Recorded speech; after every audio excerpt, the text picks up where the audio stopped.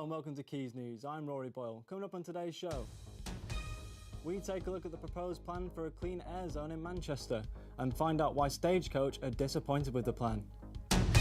With International Women's Day just around the corner, period poverty takes a blow as the NHS pledged to provide all patients with free sanitary products. And get ready to jump for joy about Age UK's new trampolining classes for over 50s.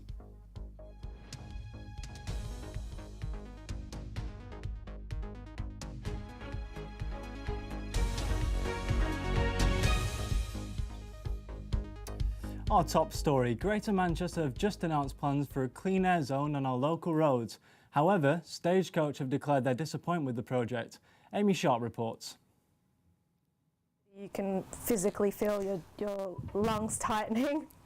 Anna is just one person who suffers from the high levels of polluted air. Ever since moving here, I've had a reoccurrence. I have to sleep with the humidifier every night.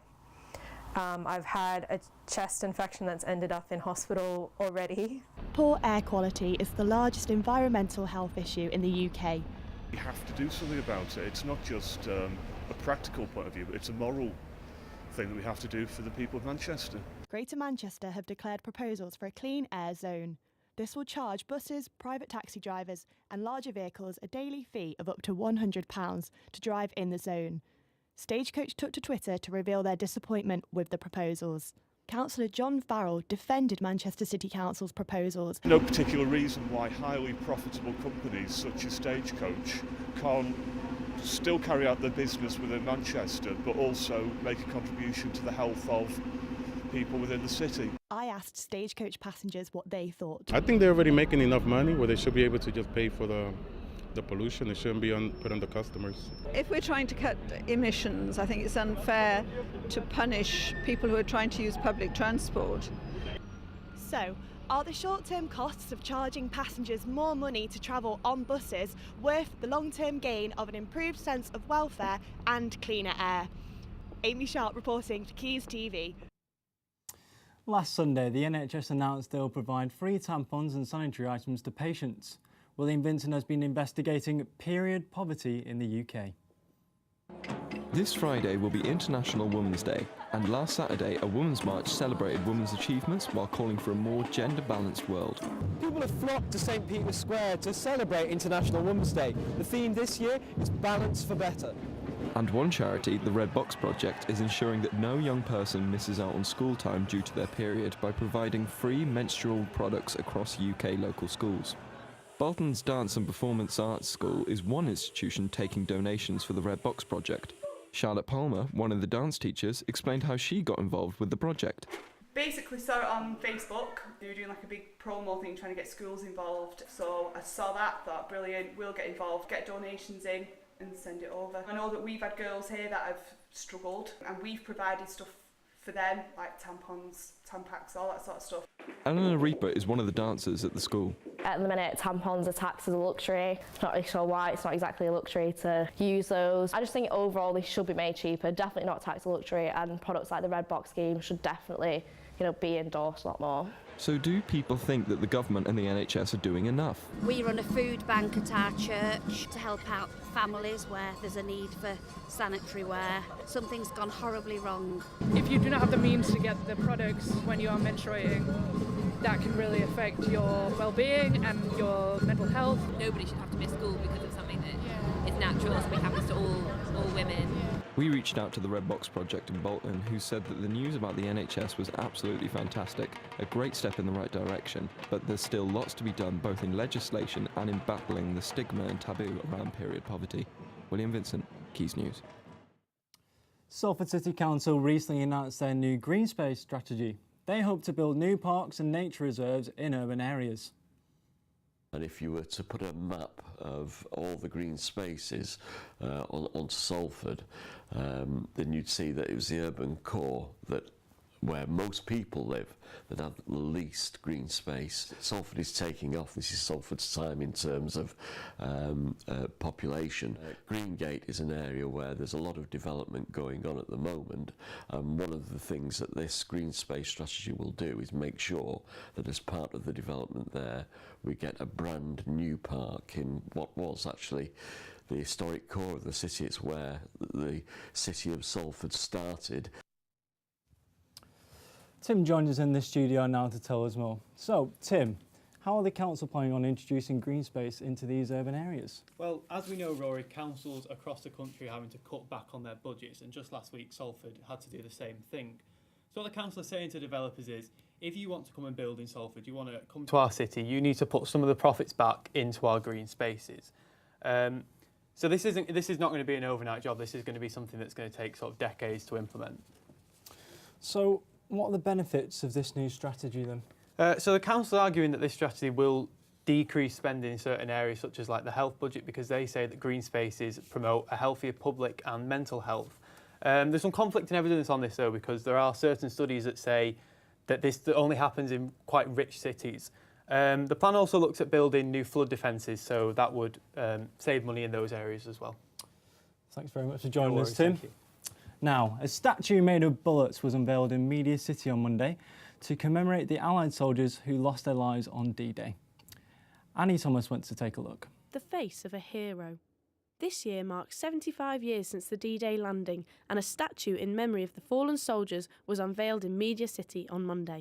The sculpture was commissioned by the D-Day Story Museum in Portsmouth, and Jane Barnard hopes that it will keep the soldiers' stories alive. So we wanted to highlight the importance of D-Day to a younger generation, hence we commissioned Alfie Bradley, who did the Knife Angel, and asked him to come up with a modern sculpture, which, as you can see, is here. So the face is of Den Brotheridge. He was a glider pilot, but he got shot in the back of the neck by a German and never recovered from his injuries. These are 4,413 bullets, which represent the other 4,413 servicemen that died on D-Day, which is an incredible amount. When you see that, I think you take time to stop and reflect. People have been coming here to Media City all day to see this statue of the first Allied soldier to be killed on D-Day.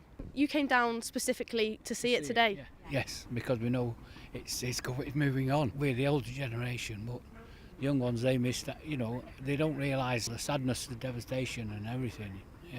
People losing their lives. I think it's really important to remember the level of heroism and bravery, particularly of the younger generations that fought for us. So I think this sort of thing is really good to sort of see, get young people interested and actually understand the history of our country. The sculpture has now embarked on its nationwide tour, where it will continue to remind everyone of these soldiers' sacrifice. Annie Thomas, Quays News, Salford. Over 50s have been given a chance to bounce back with Age UK's new Jump for Joy trampoline classes. Sophie Reaper headed to the Air Vault trampoline park in Bolton to find out more. Here at the Air Vault in West Taunton, Age UK's Jump for Joy class is giving over 50s a real spring in their step. It's something I've seen kids doing, and anything kids can do, why can't us old fogies have a go at? I think some people are very lonely sometimes. Whatever the changes in life, something like this can get people out of themselves. I think people can become very inward focusing and depressed. Research from charity Age UK showed that loneliness can increase the risk of premature death by up to a quarter. In 2017, 1.4 million over 50s living in England often felt lonely. It is also projected that this figure could rise to 2.1 million by the year 2030. In a move to combat this, Age UK Bolton have started Jump for Joy, a trampoline fitness class for local over 50s. It's important to keep physically, mentally and socially active through later life. The main focus is about people having fun, getting together, enjoying themselves and learning something new.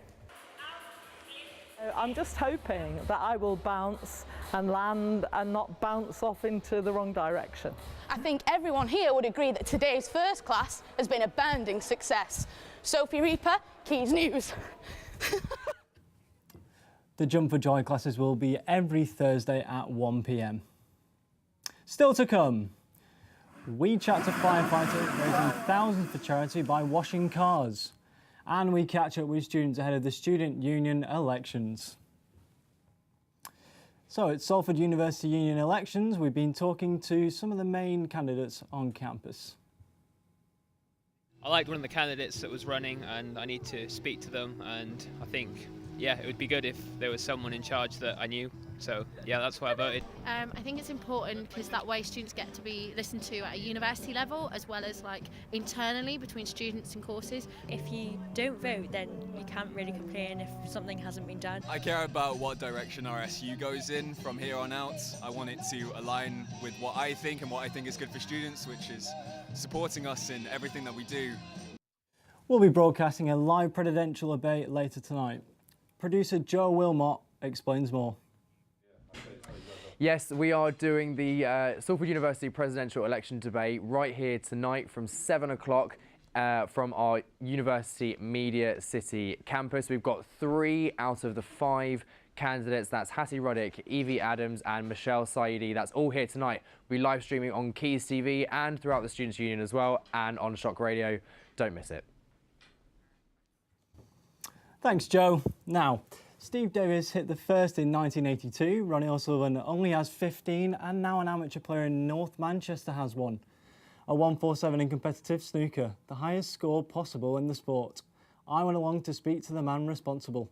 This was the moment the final black was potted at the Higher Blakely Conservative Club. Lenny de Griffer has been playing snooker for 30 years and had a short stint as a pro in his younger days, but even for him this was beyond his wildest dreams.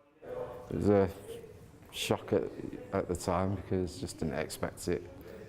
I was just over the moon. I've not been practicing what I should, you know.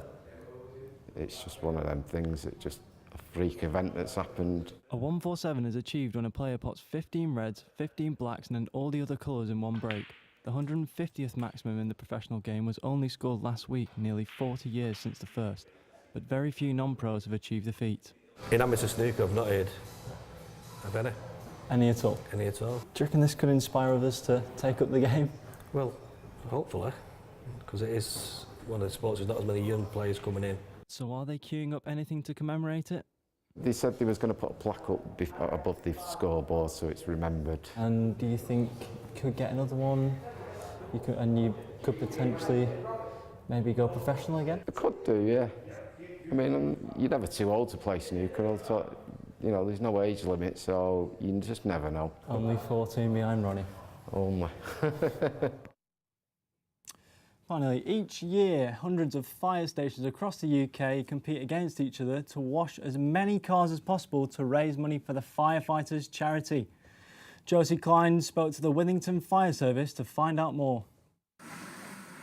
The Firefighters Charity helps present and past members of the fire service and their families recover from the mental and physical burdens that come with the job. Events like this are critical for the charity.